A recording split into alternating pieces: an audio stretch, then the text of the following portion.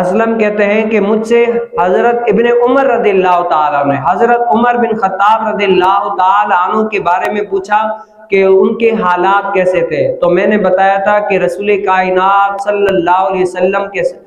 حضور علیہ السلام کے بعد جو ہے نا سب سے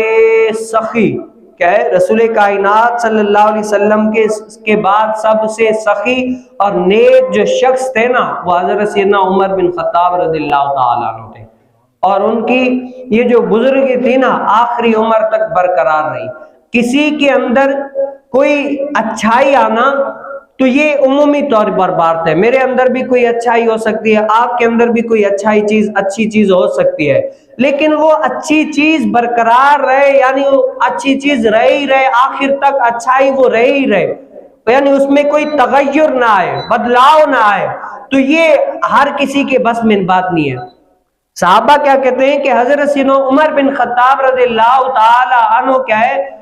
اچھائی میں بھی اور نیک دلی میں بھی حضرت سیدنا عمر بن خطاب بے مثال تھے، اور آخر عمر تک کیا ہے اپنے اس کمال پر برقرار رہے۔